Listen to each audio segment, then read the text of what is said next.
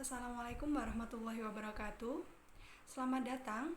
Video ini dibuat untuk memenuhi tugas praktikum mata kuliah anatomi fisiologi. Perkenalkan, nama saya Nurul Alfiah dari Prodi S1 Kebidanan. Nah, pada kesempatan ini kami akan membahas 4 materi.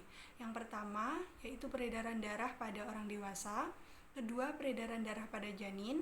Yang ketiga, perbedaan peredaran darah pada orang dewasa dan janin.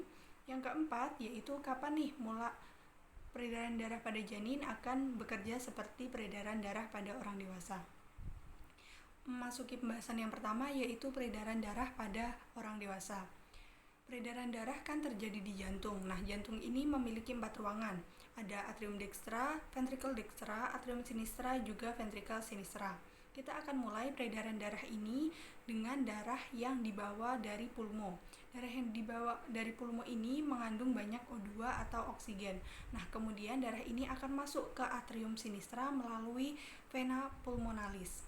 Setelah di atrium sinistra, darah akan mengalir ke ventricle sinistra melalui katup bicuspidalis atau katup mitral.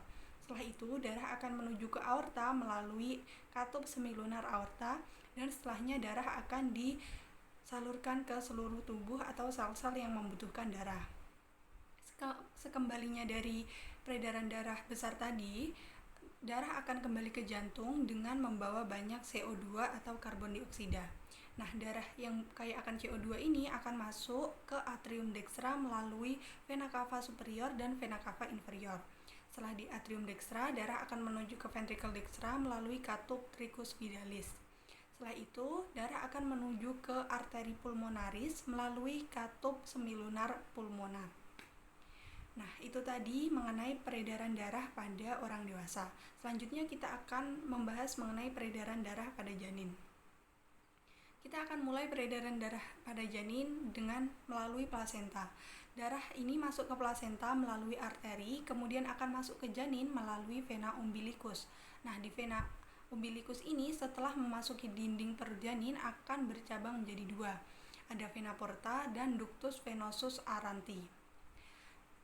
Ketika darah yang masuk ke vena porta ini, darah akan beredar dulu di dalam hati, kemudian akan menuju vena cava inferior melalui vena hepatica. Kemudian darah yang tadi di ductus venosus aranti tadi langsung menuju ke vena cava inferior. Melalui vena cava inferior ini, darah akan menuju ke atrium dextra. Di atrium dextra ada ductus.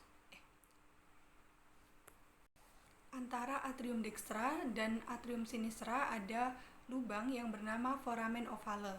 Nah, foramen ovale ini penghubung antara atrium dextra dan atrium sinistra. Jadi darah yang di atrium dextra tadi bisa langsung masuk ke atrium sinistra. Setelah darahnya masuk ke atrium sinistra, darah akan menuju ke ventricle sinistra, kemudian menuju ke aorta dan melalui katup semilunar aorta. Sedangkan tadi kan darah yang vena cava inferior, selanjutnya darah yang dari vena cava superior. Jadi ada dari darah yang masuk ke foramen ovale tadi ada sisa, jadi menuju ke ventricle dextra bersamaan dengan darah yang dari vena cava superior. Setelah itu darah akan menuju ke arteri pulmonar. Nah, di arteri pulmonar ini ada lubang bernama ductus arteriosus botali yang menghubungkan antara arteri pulmonaris dengan aorta. Jadi darah yang di arteri pulmonaris itu bisa masuk ke aorta dan dialirkan ke bagian yang membutuhkan. Nah, karena paru-paru pada janin ini belum bisa mengembang dan bekerja untuk pertukaran O2 dan CO2, jadi hanya sedikit yang masuk ke paru-paru. Dan darah yang masuk ke paru-paru pun untuk menutrisi, bukan untuk pertukaran O2 dan CO2. Baik, jadi itu tadi mengenai peredaran darah pada janin. Selanjutnya, materi ketiga kita akan masuk ke perbedaan peredaran darah pada orang dewasa dan pada janin. Ada beberapa mekanisme tambahan yang berada pada peredaran darah janin. Yang pertama ada foramen ovale. Tadi, kalau di orang dewasa tidak ada foramen ovale, sedangkan di janin ada foramen ovale yang berfungsi untuk menghubungkan atrium dextra dan atrium sinistra, sehingga darahnya bisa langsung bercampur atau langsung menuju ke atrium sinistra. Kemudian yang kedua ada ductus arteriosus Botali.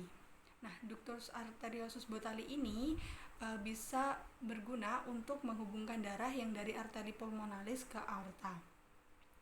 Yang ketiga ada plasenta. Jadi plasenta ini berperan penting untuk mengirim nutrisi dari ibu ke bayinya. Mungkin itu beberapa perbedaan dari peredaran darah dewasa dan janin. Yang selanjutnya adalah kapan nih terjadi peredaran darah janin akan bekerja seperti peredaran darah orang dewasa, yaitu ketika janin itu dilahirkan. Kan ketika janin dilahirkan akan bernama bayi nih. Nah, bayi itu kemudian 30 detik setelah persalinan bayi akan menangis. Menangisnya bayi itu akan membuat paru-paru mengembang dan aliran darah ke paru-paru bekerja. Jadi setelah bayi lahir, ductus arteriosus Botali dan foramen ovale akan mengkerut dan menutup. 24 jam setelah persalinan, foramen ovale akan menutup, sedangkan yang ductus venosus arteriosus Botali akan menutup 3 hari dan menutup lengkap setelah minggu kedua. Jadi itu tadi mengenai materi yang kita bahas pada kali ini, yaitu sistem kardiovaskular. Cukup sekian dari saya. Jika ada salah kata, saya mohon maaf. Sekian, terima kasih. Wassalamualaikum warahmatullahi wabarakatuh.